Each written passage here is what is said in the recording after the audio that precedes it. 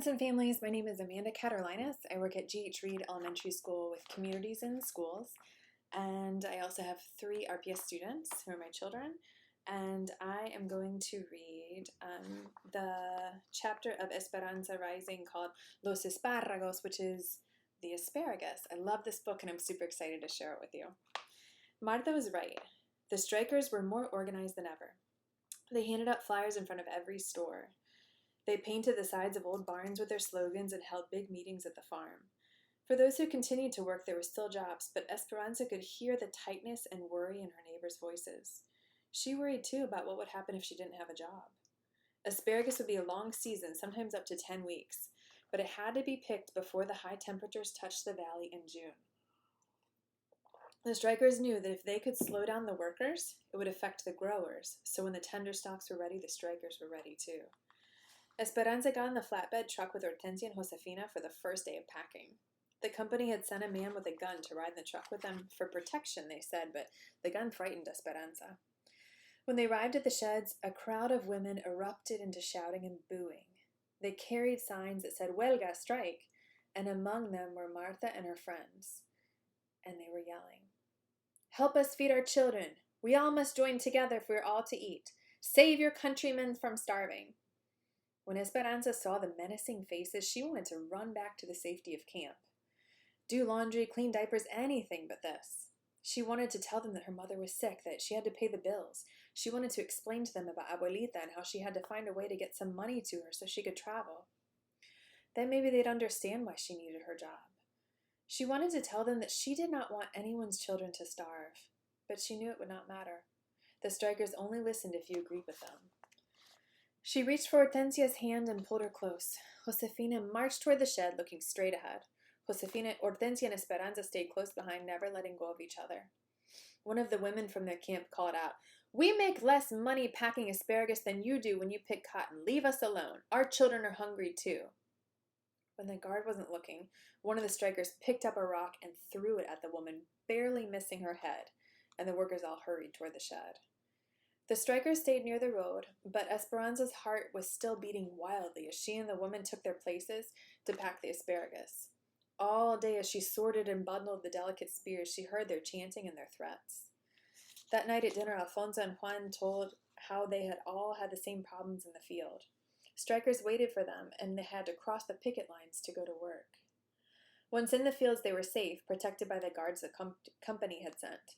But the lugs of asparagus that were sent back to the sheds had to be taken across the picket lines, and the strikers often slipped surprises beneath the harvest. The strike continued for days. One afternoon, as Josefina took a handful of asparagus from a crate, a large rat jumped out at her. A few days later, Esperanza heard a terrible scream from one of the women, and several writhing gopher snakes slithered out of a crate. They found razor blades and shards of glass in the field bins, and the women, usually efficient and quick to unpack the asparagus, slowed down and were hesitant to grab the vegetables from their boxes. When several of them heard a rattling from beneath a pile of stalks, the supervisors took the entire crate out to the yard, dumped it, and found an angry rattlesnake inside. "It was a miracle that no one was bitten by that snake," said Hortensia that night at dinner. They were all gathered together in one cabin, eating caldo de albondigas, or meatball soup. "Did you see it?" asked Isabel. "Yes," said Esperanza. "We all saw it. It was frightening, but the supervisor cut its head off with a hoe." Isabel cringed. "Can't they do anything to the strikers?" asked Hortensia. "It's a free country," said Miguel. "Besides, the strikers are careful.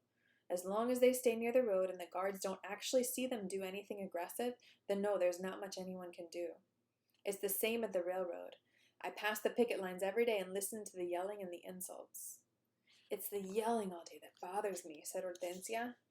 "Remember, do not respond to them," said Alfonso. "Things will get better." "Papa," said Miguel, "things will get worse. Have you seen the cars and trucks coming through the pass in the mountains? Every day more and more people. Some of them say they will pick cotton for 5 cents a pound, and will pick produce for less. People cannot survive on such low wages." "Where will it end?" said Josefina. "Everyone will starve if people work for less and less money." "That's the strikers' point," said Esperanza. No one said anything. Forks clinked on the plates. Pepe, who was sitting in Esperanza's lap, dropped a meatball on the floor. Are we going to starve? Asked Isabel. No, mija, said Josefina. How could anyone starve here, with so much food around us? Esperanza had grown accustomed to the strikers chanting while she packed asparagus, had grown so accustomed to it, that the moment it stopped, she looked up from her work as if something was wrong. Hortensia, do you hear that? What? The silence. There's no more yelling. The other women on the line looked at each other. They couldn't see the street from where they stood, so they moved to the other end of the shed, cautiously looking out to where the strikers usually stood. In the distance, a caravan of gray buses and police cars headed fast toward the shed, dust flying in their wakes. Immigration, said Josefina. It's a sweep. The picket lines lay on the ground discarded, signs lay on the ground discarded, like a mass of marbles that had already been hit. The strikers scattered into the fields and toward the boxcars on the tracks, anywhere they could hide. The buses and cars screeched to a stop, and immigration officials and police carrying clubs jumped out and ran after them. The women in the packing shed huddled together, protected by the company's guard. What about us? Said Esperanza, her eyes riveted on the guard, who caught the strikers and shoved them back toward the buses. They would surely come into the shed next with so many Mexicans working here. Her fingers desperately clenched Hortensia's arm. I cannot leave, Mama. Hortensia heard the panic in her voice. No, Esperanza. They are not here for us. The growers need workers. That's why the company guards us. Several immigration officials, accompanied by police, began searching the platform, turning over boxes and dumping out field bins. Hortensia was right. They ignored the workers in their stained aprons, their hands still holding green asparagus.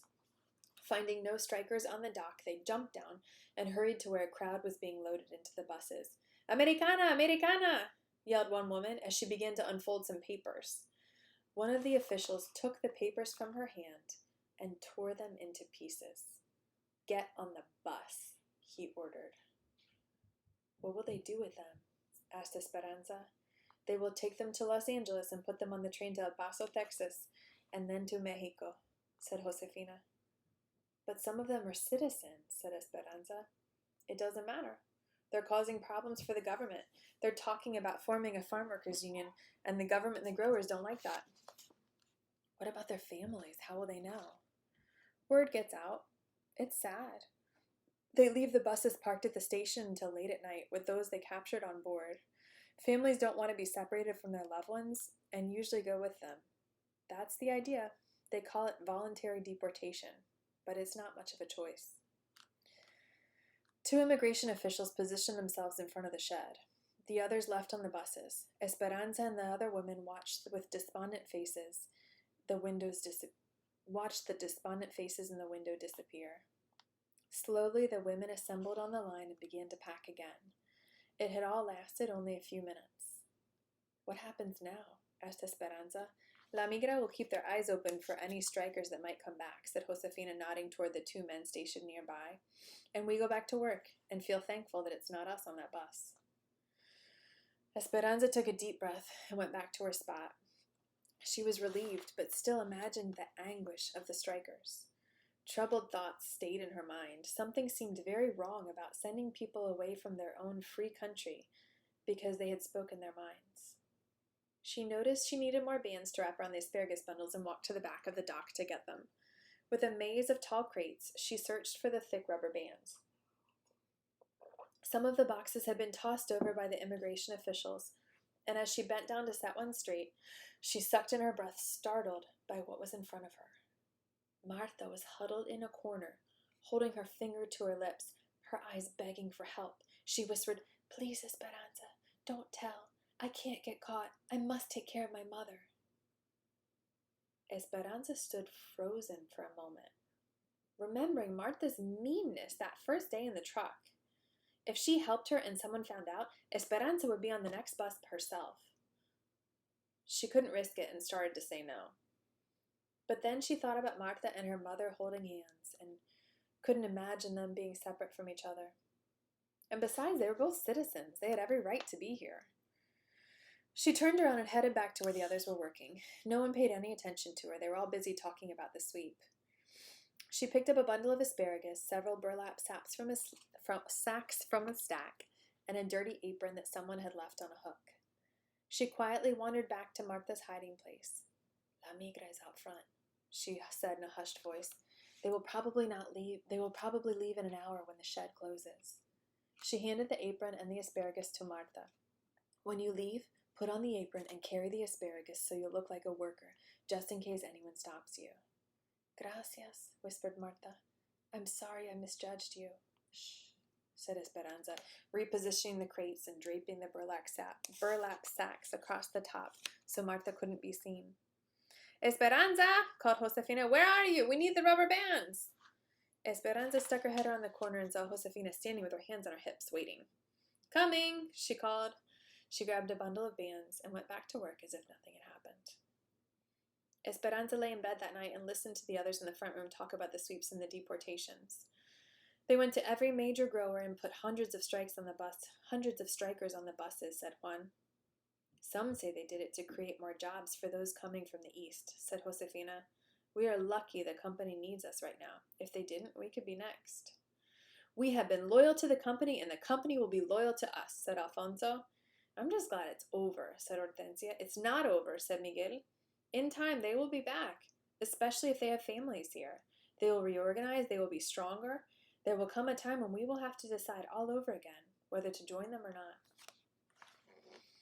Esperanza tried to go to sleep, but the day spun in her mind. She was glad she had kept working and thankful that her camp had voted not to strike, but she knew that under different circumstances, it could have been her on that bus. And then what would Mama have done? Her thoughts jumped back and forth. Some of those people did not deserve their fate today. How was it that the United States could send people to Mexico who had never even lived there? She couldn't stop thinking about Marta. It didn't matter if Esperanza agreed with her cause or not. No one should have to be separated from her family. Had Marta made her way back to the strikers' farm without getting caught? Had she found her mother? For some reason, Esperanza had to know. The next morning, she begged Miguel to drive her by the farm. The field was still surrounded by the chain-link fence, but no one was protecting the entrance this time. All the evidence of people she had seen before was there, but not one person was to be seen. Laundry waved on the clothesline. Plates with rice and beans sat on crates and swarmed with busy flies. Shoes were lined up in front of tents as if waiting for someone to step into them. The breeze picked up loose newspapers and floated them across the field. It was quiet and desolate, except for the goat still tied to a tree bleeding for freedom. Immigration has been here too, said Miguel. He got out of the truck, walked over to the tree, and untied the goat.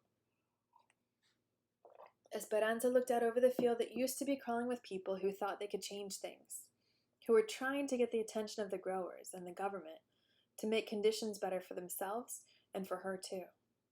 More than anything, Esperanza hoped that Marta and her mother were together now, but now there would be no way for her to find out.